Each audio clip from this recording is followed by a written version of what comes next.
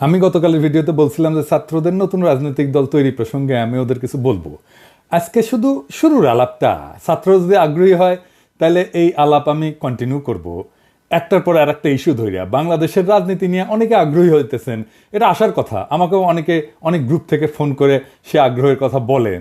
রাজনীতির নির্মাণ হইল একটা হাইলি কমপ্লেক্স আর ইন্টেলেকচুয়ালি চ্যালেঞ্জিং টাস্ক। দল শুধু আদর্শ লক্ষ্য উদ্দেশ্য দেওয়া হয় না, তার সাথে আরো অনেক কিছু লাগে। তার সাথে লাগে ইতিহাস বোধ, আমরা এটারে বলি হিস্ট্রিসিজম। এই ইতিহাস বোধই রাজনীতিকে সেই দেশের মাটিতে শিকড় গাইরা দেয়। বাংলাদেশে রাজনীতির নির্মাণ দুইটা বড় দল সাকসেসফুল এই হিস্ট্রিসিজমের উপরে করতে পারছে তাদের টাইমের হিসাবে, আওয়ামী লীগ আর বিএনপি। সেজন্য এই দুইটা দল বাংলাদেশে বড় দল। আমার আলাপের মধ্যে আমি যা বলবো দেখবেন সেইটাই দলগুলো কিছুটা হলেও অনুসরণ করছে। জামাত দল করছে, কিন্তু বাংলাদেশের ইতিহাসে সে গ্রাউন্ডেড করতে হবে, শিকড় কাটতে পারেনি। তাই আভ্যন্তরীণভাবে প্রচণ্ড শক্তিশালী দল হইয়াও বিপুল পরিমাণে মেধাবী তরুণদের আকৃষ্ট করতে পারলেও সে রাষ্ট্র ক্ষমতায় যাইতে পারে নাই। একই ঘটনা ঘটছে সিপিবির ক্ষেত্রে। প্রফেসর ইউনূস রাজনীতিতে সফল হইতে পারে নাই এই একই কারণে। এই যে রাজনীতির জন্য ইতিহাস বোধের দরকার, সেটা আসলে কি?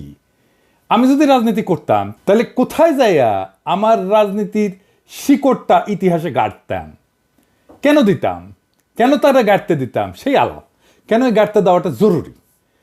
আমার আলাপে সব রাজনৈতিক দলই উপকৃত হবেন, যারা রাজনীতি করতে চান, যারা করতেছেন সবাই। তবে সবচেয়ে বেশি উপকৃত হবে বাংলাদেশের সাধারণ জনগণ। আসেন আল্লাহর নামে শুরু করি। এই যে ইতিহাসবোধ বা হিস্ট্রিসিজম, এটা হইল একটা দৃষ্টিভঙ্গি যেখানে ইতিহাসের যে ঘটনাগুলো ঘটে গেছে সেটা কেবল পটভূমি না, বরং ভবিষ্যতের রাজনৈতিক এবং সামাজিক অর্থনৈতিক গতিপথ নির্ধারণের একটা মূল নিয়ামক। বুঝছেন? শুধু পটভূমি না, এটা একটা নিয়ামক। একটা রাজনৈতিক দলের জন্য হিস্ট্রিসিজম অত্যন্ত জরুরি, কারণ এটা দলের আদর্শ, পরিস্থিতি এবং ভবিষ্যৎ কৌশলকে ইতিহাসের যে ধারাবাহিকতা সেটার সাথে সংযুক্ত করে দেয়। কিভাবে? এক নম্বর হইতেছে সে তার রাজনৈতিক আদর্শের বৈধতা নিশ্চিত করে। যে কোনো রাজনৈতিক দল যখন তার নীতি কর্মপন্থাকে ইতিহাসের প্রবাহের উপরে ভিত্তি কইরা ব্যাখ্যা করতে পারে, তখন তার জনগণের কাছে অনেক বেশি গ্রহণযোগ্য হয়ে ওঠে। ইতিহাস দলকে একটা ধারাবাহিকতা দেয় যা তার অবস্থানকে নৈতিক এবং রাজনৈতিকভাবে শক্তিশালী করিয়া তোলে। দুই নম্বর হইতেছে জাতীয় গর্ব এবং পরিচয় গঠন। একটা জনগোষ্ঠীর ইতিহাস তার আত্মপরিচয়ের ভিত্তি। যখন একটা রাজনৈতিক দল সেই ইতিহাসকে তুলে ধরে এবং তা থেকে গর্বের উপাদান সৃষ্টি করে, তখন জনগণের সাথে সেটা আত্মিকভাবে সংযুক্ত হইয়া যায়।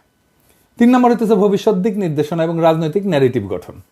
হিস্ট্রিসিজম কেবল অতীত ব্যাখ্যা করতেই সাহায্য করে না, বরং তা ভবিষ্যতের দিক নির্দেশনা নির্ধারণে একটা ভূমিকা রাখে। একটা সফল রাজনৈতিক দল তার অতীত সংগ্রাম, বিজয় এবং চ্যালেঞ্জগুলোকে নতুন প্রজন্মের কাছে এমনভাবে উপস্থাপন করে যে তারা বর্তমান এবং ভবিষ্যতের সমস্যাগুলোকে ঐতিহাসিক যে ব্যাখ্যা সেইটার মাধ্যমে বুঝতে পারে।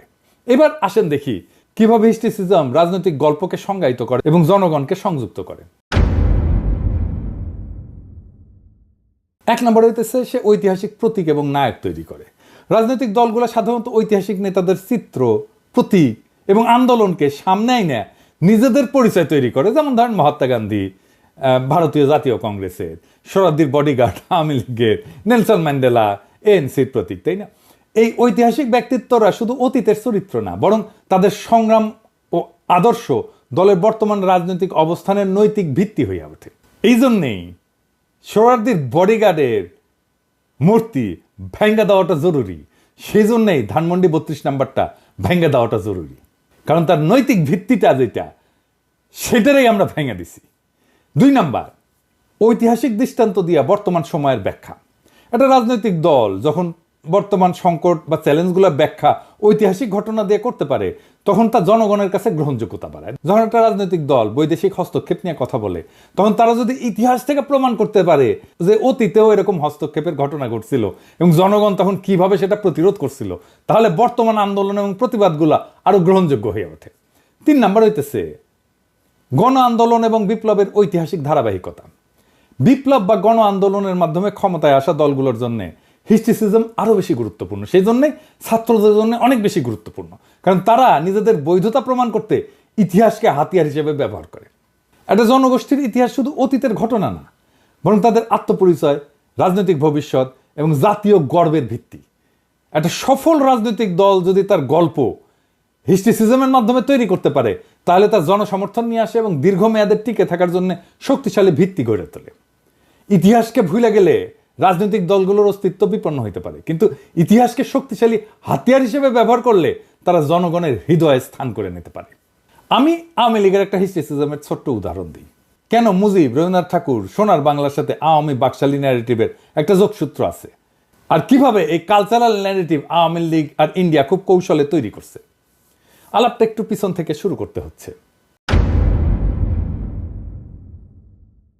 আমার ফুলকুমারী যারা পড়ছেন তাদের মধ্যে আমাদের মেডিকেল কলেজের এক ছোট ভাই এখন আয়ারল্যান্ডে থাকে, ওইখানে শিক্ষকতা করে। সে খুব একটা ইন্টারেস্টিং কথা বলছে বইটা পড়ে রিভিউ কইরা।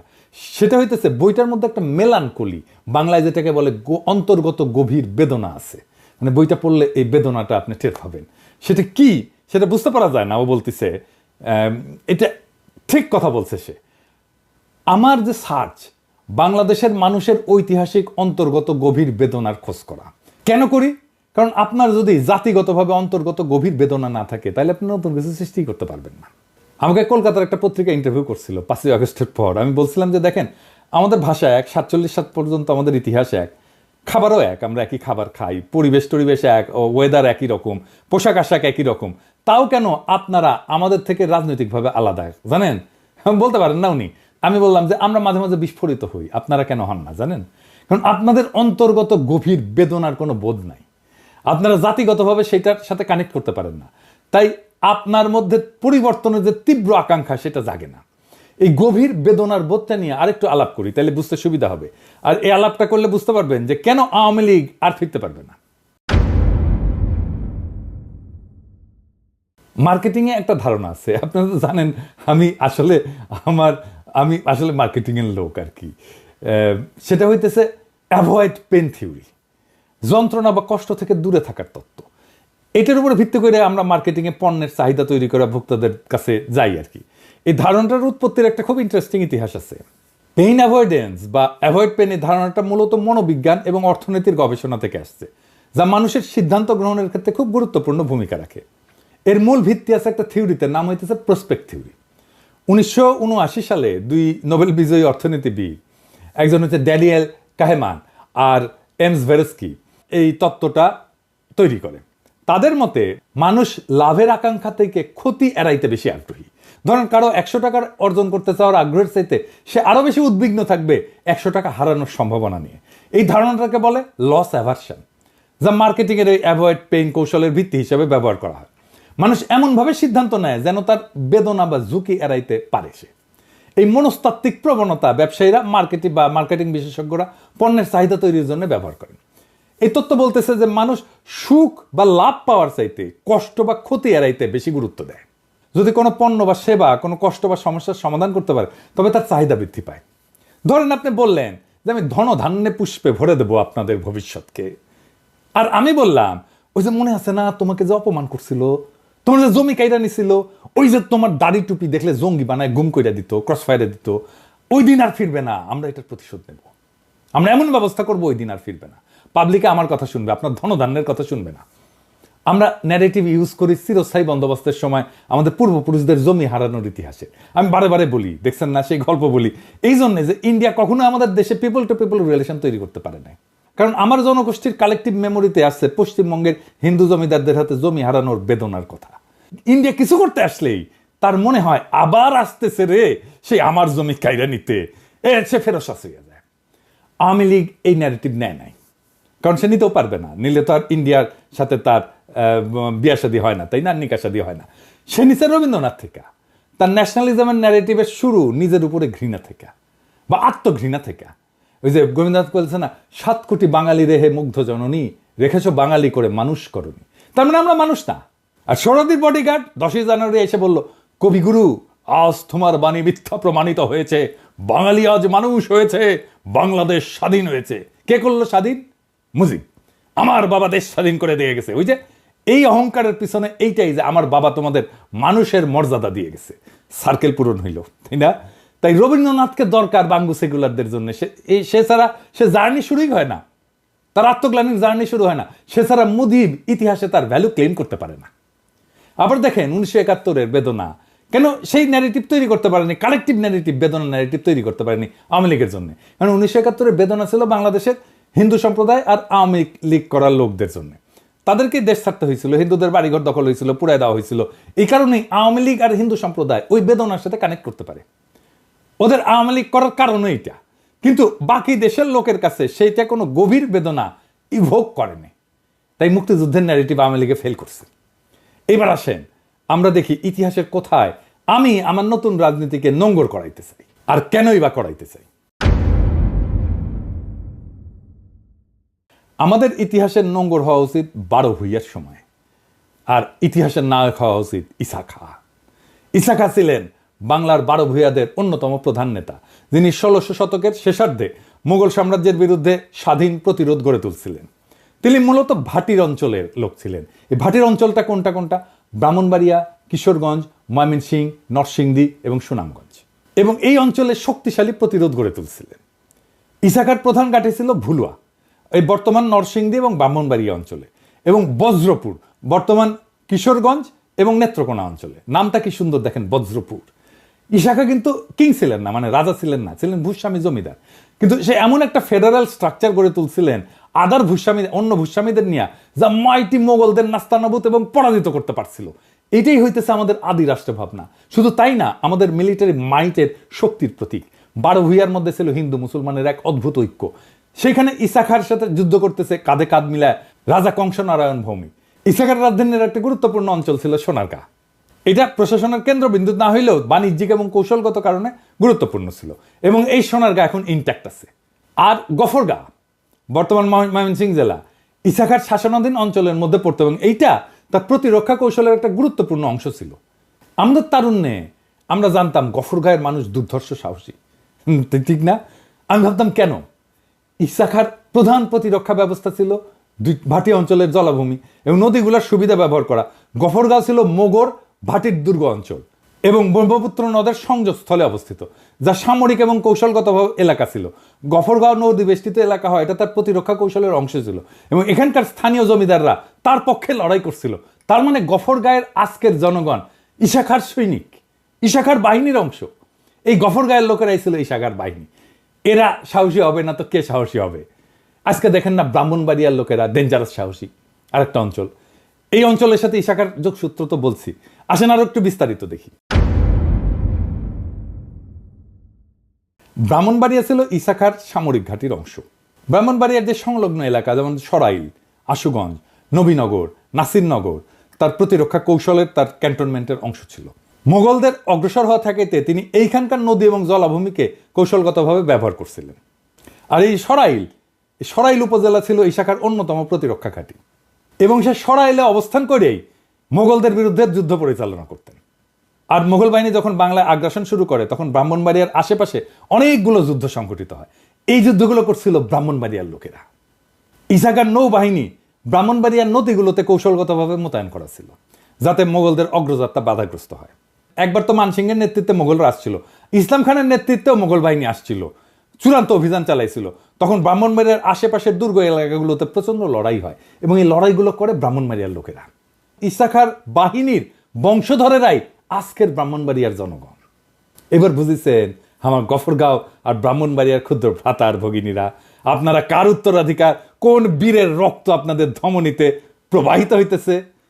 আর আমি বাংলাদেশের আর্মি চিফ হইলে বাংলাদেশের প্রধান ক্যান্টনমেন্টের নাম রাখতাম বজ্রপুর বা ঈসা খাঁ। শেখ রাসেল ক্যান্টনমেন্ট না, আমি দুইটা পৃথক রেজিমেন্ট করতাম, গফরগাঁও আর ব্রাহ্মণবাড়িয়া। ওই দুই অঞ্চলের আগুন বরাবর পোলাপানদের নিতাম ওই রেজিমেন্টে, ওদের যুদ্ধে যাইতে হইতো না। গফরগাঁও আর ব্রাহ্মণবাড়িয়া রেজিমেন্ট আসতেছে এটা শুনলেই কাপড় নষ্ট হয়ে পালাইতো শত্রুরা। আমি কোনো নতুন রাজনৈতিক দল করলে প্রথম কমিটি ঘোষণা করতাম ব্রাহ্মণবাড়িয়া আর গফরগাঁও। আমার সবচেয়ে শক্তিশালী মিলিটেন্ট সংগঠন হইতো এই দুই জায়গায়। আমি ঈসা খাঁর যে রাজত্বের এলাকা নেত্রকোনা, ময়মনসিংহ, কিশোরগঞ্জ, দইয়া, এই অঞ্চলগুলোতে প্রথম সংগঠনটা তৈরি করতাম। ঈসা খাঁ হয়তো আমাদের আইকন। সোনারগাঁ এখনো বর্তমান, আমরা সহজেই সেই ইতিহাসের সাথে কানেক্ট করতে পারতাম। আমরা সোনারগাঁওকে মেটিকুলাসলি রেস্টোর করতাম, দেখাইতাম এইটা ছিল তোমার ইতিহাস, এইটা তোমার ঐতিহ্য। মানুষ যাইতো, ধরে দেখতো। সিনেমা, নাটক, কবিতায় আমার এই গৌরব গাথা রচিত করতাম। আমি এইভাবে আমাদের আজকের প্রজন্মকে ইতিহাসের সাথে যুক্ত করে দিতাম, ইতিহাসের সেই শক্তি নিয়ে তারা আগায় যেত। প্রিয় দেশবাসী, আজকের এই আলোচনা ইতিহাসের গভীর থেকে উঠে আসা এক নতুন রাজনৈতিক ভাবনার সূচনা। রাজনীতি শুধু একটা দল গঠন, একটা নীতির সংকলন না, এটা একটা জাতির আত্মপরিচয়ের ভিত্তি। আমাদের রাজনীতির মূল শিকড় ইতিহাসে গাইথা না ফেললে আমরা কেবল সাময়িক উচ্ছ্বাসে ভেসে যাব, কিন্তু স্থায়ী পরিবর্তন আনতে পারবো না। বাংলাদেশের ইতিহাসে 12 ভূঁইয়াদের প্রতিরোধ, ইশাখার বিদ্রোহ এবং ব্রাহ্মণবাড়িয়া গফরগাঁওয়ের সাহসী সংগ্রাম আমাদের শেখায় কিভাবে এক ঝাঁক প্রতিশ্রুতিবদ্ধ নেতা এবং যোদ্ধা সাম্রাজ্যবাদী শক্তিকে পরাজিত করতে পারে। আমাদের পূর্বপুরুষেরা কোনোদিন দাসত্ব মানেনি, তারা প্রত্যেকবার শত্রুর আগ্রাসনের সামনে বুক চিতায় দাঁড়াইছে। গফরগাঁও ব্রাহ্মণবাড়িয়াবাসী গর্ব করেন, মোগলদের হারাই দিচ্ছেন আপনারা। কি বিশাল বীরত্ব আপনাদের! আজকের বাংলাদেশ সেই একই লড়াই চলতেছে, সুবিচারের জন্য, স্বাধীনতার প্রকৃত অর্থ পুনরুদ্ধারের জন্য, রাষ্ট্রের আত্মমর্যাদা রক্ষার জন্য। নতুন রাজনীতি যদি সত্যি জনগণের শক্তি হয়ে উঠতে চায়, তবে তা শুধু স্লোগান বা দলীয় কাঠামো না, বরং ঐতিহাসিক উত্তরাধিকারের উপরে দাঁড়ায় থাকতে হবে। ইতিহাসকে ভুলে গেলে সেই রাজনীতি টেকসই হবে না, জনসমর্থনও ধরে রাখতে পারবে না। আমি জানি আমাদের সামনে চ্যালেঞ্জ অনেক, কিন্তু আমি এটাও জানি যদি আমাদের আত্মপরিচয় স্পষ্ট থাকে, যদি আমরা আমাদের অতীতের বীরত্ব থেকে শক্তি নিই, তাহলে আমরা ভবিষ্যতের জন্য একটা শক্তিশালী রাজনৈতিক কাঠামো গড়ে তুলতে পারবো। এই আলাপ এখানেই শেষ না, আমি আলোচনা চালায় যাব। যদি আপনারা আগ্রহ দেখান, যদি আপনারা বিশ্বাস করেন যে রাজনীতি শুধু ক্ষমতার খেলা না, বরং একটা জাতির ভাগ্য গঠনের হাতিয়ার। ইতিহাস আমাদের শিখাইছে কিভাবে লড়াই করতে হয়, কিভাবে টিকে থাকতে হয়, আর কিভাবে বিজয় নিশ্চিত করতে হয়। আর সেই ইতিহাসই হবে আমাদের পথ প্রদর্শক। বাংলাদেশের ভবিষ্যৎ গড়ার লড়াই শুরু হোক ইতিহাসের শক্তি নিয়ে। আমরা রাজনীতি করব নতুনভাবে, কিন্তু শিকড় রেখে দেব আমাদের মাটির গভীরে। শুভ হোক নতুন যুগের সূচনা, শুভ হোক নতুন রাজনীতির সূচনা। ইনকিলাব জিন্দাবাদ।